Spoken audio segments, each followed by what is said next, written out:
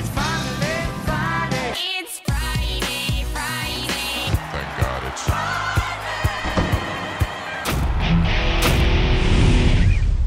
Welcome back to the Friday Show, presented by Woodbine. I'm Scott Jagal in studio, along with Ray Pollock, who is at Del Mar. Coming up, we're going to talk about a horse racing case that could go to the Supreme Court, plus this weekend's Travers Stakes. But first, let's go back to last weekend, shall we? Here's what I said would happen in the Alabama Stakes. No way she loses. In fact, I think she wins by her longest margin, stretching out 7 lengths. And lo and behold, Ray, do you know what the margin was? Yeah, it was right. It was close to 7 lengths. It was exactly 7. Oh, it was. Okay. You don't often get a chance to be right in this humbling game of horse racing, so I'm taking my moment there. But now I'm going to give the floor to you to talk about your prediction that California Chrome wouldn't even hit the board. Here's what you said. Dortmund steals away and wins the Pacific Classic. The Holder finishes second. California Chrome doesn't hit the board. I think he's fourth. The floor is yours, sir. I missed it by about that much, I think, right. Scott. Now, California Chrome was absolutely spectacular. What really made that race, in my opinion, was the way Victor Espinoza, right out of the starting gate, just sent the horse as hard as he could, got the lead, drifted off the rail, and I think it caught Rafael Bejarano on Dortmund and Gary Stevens on Beholder. I think it caught him by surprise, and he was 2-3 lengths in front before they knew what happened. You know, you've mentioned before, mile and quarter is the distance he really likes. And after the race, Victor Espinoza was asked, if you had to choose between American Pharoah, the Triple Crown winner last year, or California Chrome, who would you take? Victor didn't even hesitate. He said California Chrome. He likes the fact that he's traveled the world, he's been on dirt and grass, and he's an older horse beating really top competition right now. Yeah, and there's also the fact he's ridden him many more times than American Pharoah because of the number of times Chrome has raced, and that Pharoah retired as a 3-year-old. And there's also this little tidbit.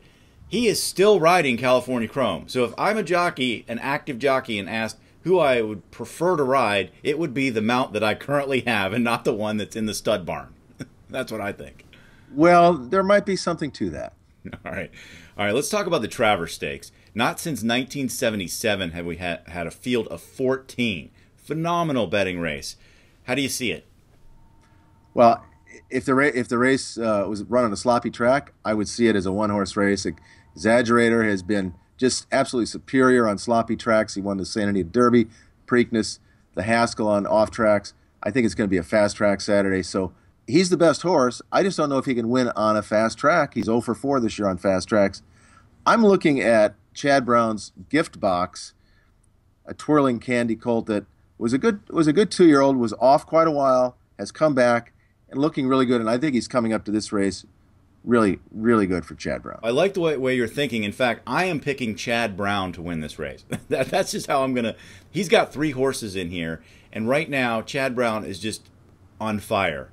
31% at Saratoga. You know, he's made his mark on the grass, but he's starting to come around on the dirt. He's just becoming one of the nation's top trainers, and that's all there is to it. And he's got 3 horses in here. All of them, I think, have a shot. My man Sam, an outside shot. He's 20-1. He didn't really perform the way I thought he should in his last race, but maybe he needed it after a break. I've always liked him. And then he also has Connect, who is one of the favorites here, and has looked sensational in his last couple of races. So I'm going with Chad Brown. Well, Javier Castellano is riding Destin for Todd Pletcher. He wanted to ride Gift Box for Chad Brown, and apparently this communication mix-up between he and his agent is what led a breakup between he and his longtime agent, Matt Musiccar. So the fact that Javier wanted to ride Gift Box tilts the scales in that horse's favor, in my opinion. Interesting intel there. Interesting. Tell us what you think. Who do you think will win the Travers on Saturday? Take the poll on our website, pollockreport.com. I object, Your Honor. This trial is a travesty. It's a travesty of a mockery of a sham, of a mockery of a travesty, of 2 mockeries of a sham. Well, obviously that is not Jerry Jamgachian, the California horse owner, but he is taking a case to the U.S. Supreme Court, he hopes. Ray, can you explain this in just a few seconds, what's going on here? Jerry Jim Gotchen is a California horse owner, and I would call him a serial litigator who challenges the status quo in a lot of areas. One of the areas in horse racing is claiming rules that restrict an owner's right to move a horse he's claimed out of state. He claimed a horse in 2011 in Kentucky, wanted to race it out of state, but the rules there said you have to wait until the meeting ends where you claim the horse. He tried to run the horse before the meeting ended. The Kentucky Horse Racing Board took action against him. He sued. He lost in the lower court. He lost in a court of appeals, and he lost in the Kentucky Supreme Court.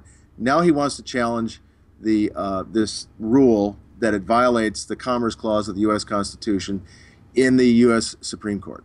Yeah, it might be a long shot that this is going to actually get taken up by the U.S. Supreme Court, kind of like Deflategate. However, interstate commerce is something that has traditionally been important to the Supreme Court, so perhaps it will end up there, and he does have a point. If you are a private horse owner, whether you claim the horse, bought it privately, whatever, it's your horse. Why shouldn't you be able to take it wherever you want to go? And if racetracks across the country consistently enforced this kind of concept, we wouldn't have a lot of shipping horses meeting each other in big races because they'd be saying, no, you have to stay here or you're going to lose your stall. That's right. The rule does restrict interstate commerce, and I think it restricts an owner's private property rights. You claim the horse, you should be able to do what you want with it. It's interesting to note that he did challenge the rule in California, and they've changed the rule out here. So at least one attorney general looked at it and said, informally said, I think this rule may not hold up. Interesting. All right, that's going to do it for this edition of the Friday Show presented by Woodbine. Thanks so much for joining us, and we'll see you next time.